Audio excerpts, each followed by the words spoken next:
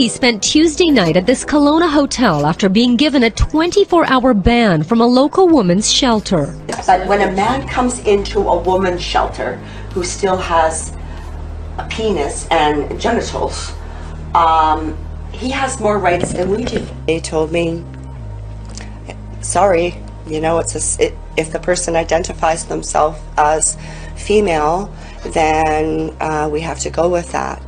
Blaine was also staying at the shelter. She says having recently fled from an abusive relationship, she's uncomfortable with a transgender person staying at an all-women's facility. Some women have bad experiences with men, so they are there to flee men, and now we have a man living there. It's okay. But speaking out about the issue has not ended well for these women. This morning, both were asked to leave the shelter for good. I have an hour to leave the women's shelter. I've been kicked out. They were told to leave for speaking to the media and breaking the confidentiality agreement designed to protect the safety of all of the clients. But now they say their safety has been compromised, being tossed out on the street. We'll stick together. Yep. Hopefully we'll stay safe. Hopefully we'll stay safe. Despite being kicked out of the shelter, they don't regret speaking out and fighting for their rights. I was kicked out of a woman's shelter because I was uncomfortable with my roommate being transgender.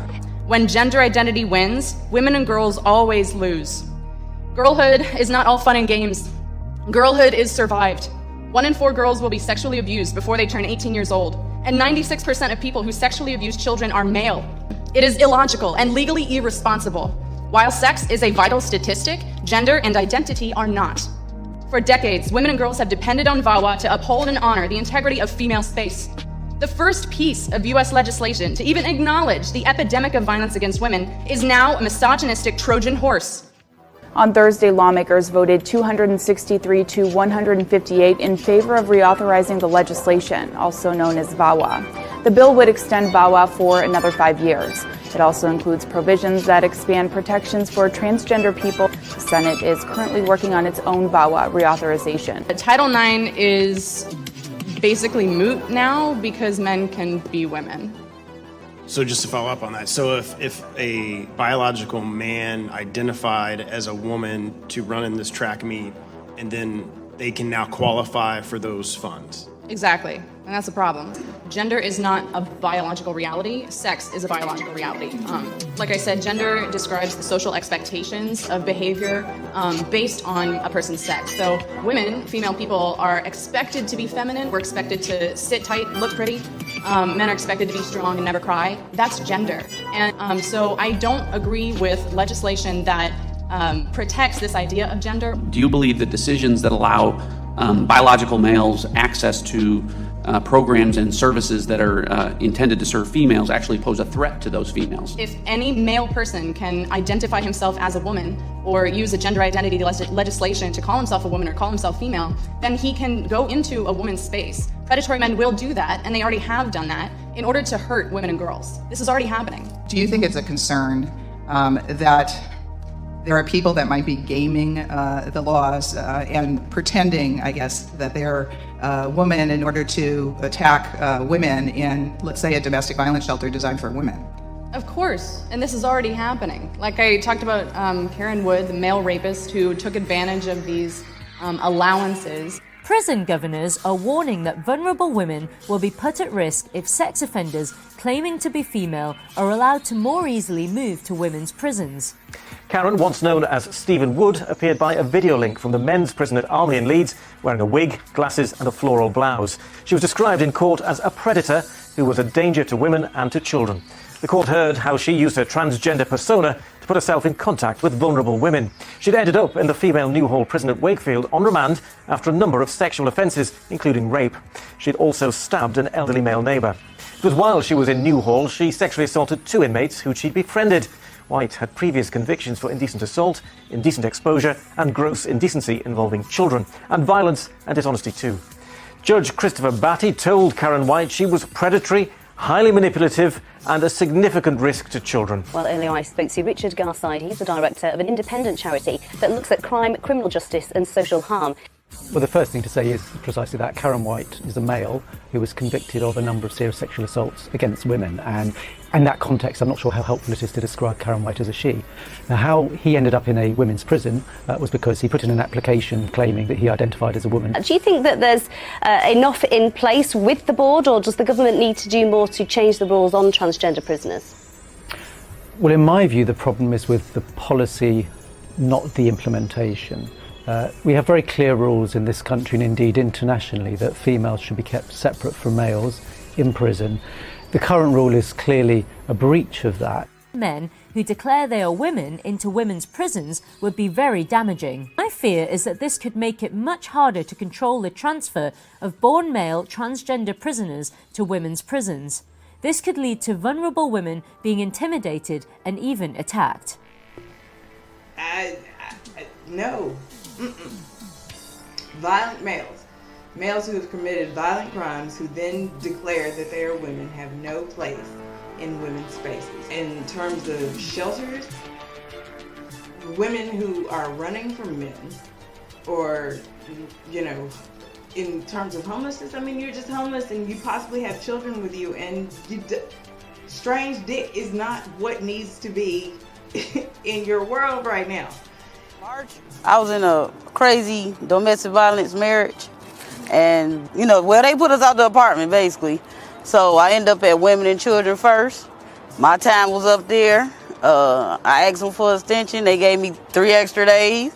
After that, just been on the streets. You're homeless. You're pregnant. Tell me about it. I've been homeless for 2 years. Staying at the Dorothy Day Center, couch hopping. I hate couch hopping because most of the time it's guys that I gotta go stay with and they think I'm gonna be some living pussy for them. That's never fun. You gotta sell yourself so you can be able to make it. Don't even know who my baby dad is. Jennifer, you're out here homeless. Yeah. And you're pregnant. Yeah. Downtown Manhattan. Yeah. How do you survive? I gotta panhandle to survive, to eat. I gotta go to churches if they're open at certain times. Sometimes I have I can't go into that. Well, as a former felony judge in Texas, I saw time and again women who had been victims of sexual assaults.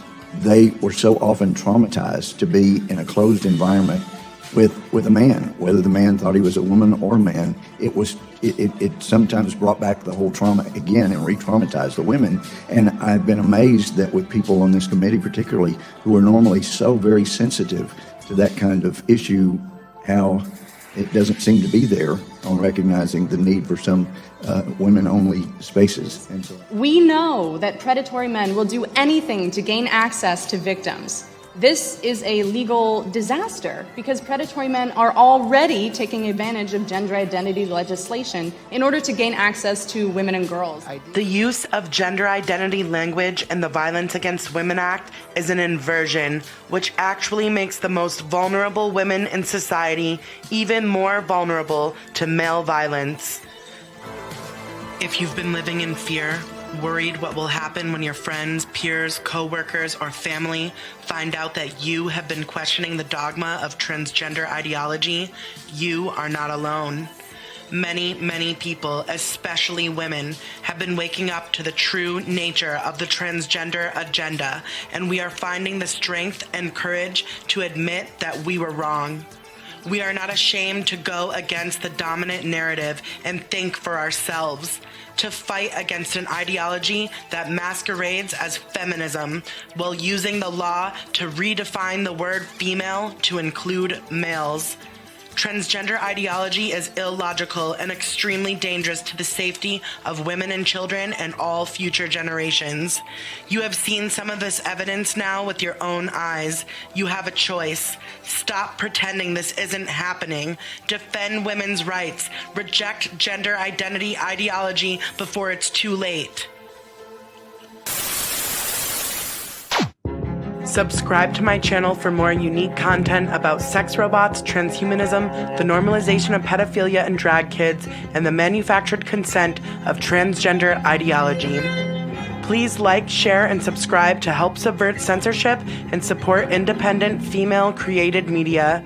My channel is not monetized. If you want to see more videos like this, please donate by using PayPal or become a patron on Patreon. This subject matter is dark. Positive messages are appreciated.